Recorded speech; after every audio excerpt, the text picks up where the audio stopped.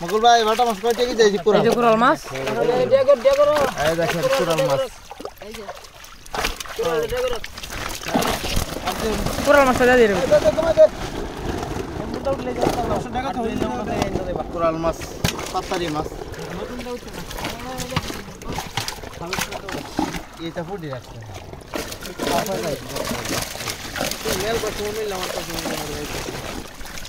নদীর ইলিশ বাটা বেচা হইতেছে মকুল ভাই কয়টা কেজি বিক্রি হচ্ছে 150 টাকা